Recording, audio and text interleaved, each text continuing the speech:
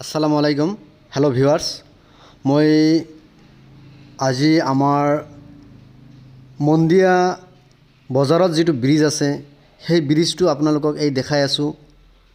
এইটো এতিয়া কিমান এটা সংকটজনক অৱস্থাত আছে আপোনালোকে চাই আছে। আৰু এই ব্ৰিজটো এটা ছিংগল ৱে, একফালৰ পৰা যদি গাড়ী যায় আনফালৰ পৰা গাড়ী আহিব নোৱাৰে, বহুত ঠেক।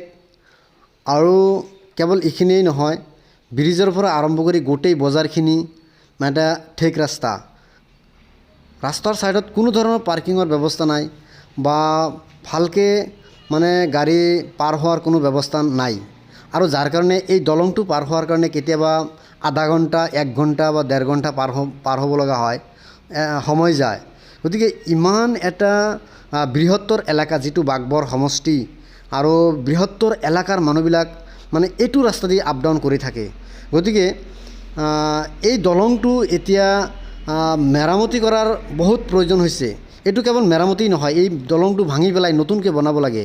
কাৰণ এইটো দলং যেতিয়া এইটো দলঙৰ ওপৰত হয়তো ফুল ভৰ্তি ড্ৰাম্পাৰ উঠে আৰু বা ফুল ভৰ্তি ট্ৰাক যেতিয়া উঠে, তাৰ পাছে পাছে যেতিয়া মানুহবিলাক যদি যায় তেতিয়া তাৰ ভয় লাগি যাব, কাৰণ দলংটো কঁপি থাকে।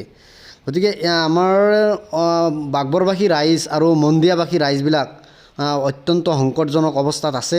মই স্থানীয় বিধায়কক মই অনুৰোধ কৰিছোঁ, আপুনি এই বস্তুটো গুৰুত্ব দিয়ক।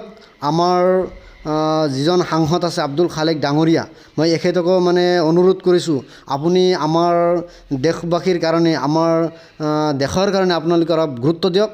কেৱল আপোনালোকে গাদীত বহি নাথাকি সমাজৰ কাৰণে, দেশৰ কাৰণে কাম কৰক। তেতিয়াহ'লে আপোনাৰ ভৱিষ্যত মংগল হ'ব। নহ'লে পিছত আৰু আপোনালোকে এইটো গাদীত আৰু কেতিয়াও নাপাব, আপোনালোকৰ হাতৰ পৰা গুচি যাব। গতিকে আপোনালোকে অনতিপলমে যদি আপোনালোকৰ মংগল কামনা কৰে, আপোনালোকে ৰাইজৰ কামবিলাক কৰি থাকক, যাতে মানুহৰ মংগল হয়।